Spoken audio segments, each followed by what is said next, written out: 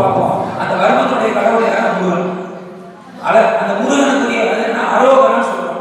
அரோகரா, ரோகம்னா என்னன்னா அதாவது உடலில் வரக்கூடிய நோய், ரோகத்தில் வரக்கூடிய நோய், அரோன அழித்தல், அதாவது உடலில் வரக்கூடிய நோயை அழிக்கக்கூடியவர் யாரு? முருகன்.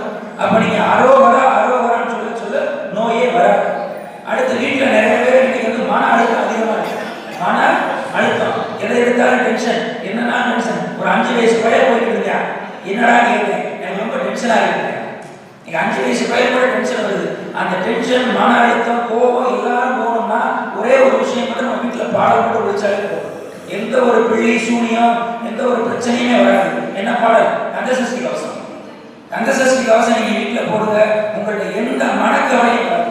அடுத்து எல்லாரும் ஒரு விஷயம் செஞ்சோம். ஒரு காலத்தில் நம்ம எல்லாரும் என்ன செஞ்சோம்? திசை சுற்றி போனோம். எங்க அப்பத்தா சொல்ல நகராட்டி சாலாச்சி சொல்ல என்ன சொல்லுன்னா, கல்லடி படா கூட தப்பிச்சிடலாம், கண்ணடி படா தப்பிச்சு வந்தாரு. அப்ப வீட்டில் அழகா திசை சுற்றி போனோம். அடுத்து முக்கியமா இந்த மாதிரி விசேஷங்கள்லாம் குழந்தைகளை கூட்டிட்டு வரும். நீங்க நிறைய விஷயங்கள் குழந்தைகளை கூட்டிட்டு வர்றதில்லை.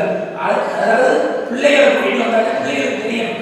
நம்ம படத்துக்கும், நம்ம 60 செய்யறதுக்கும், கல்யாணத்துக்கும் எல்லா விசேஷம் இந்த மாதிரி லொகேஷனை பிடிச்சிருக்கு.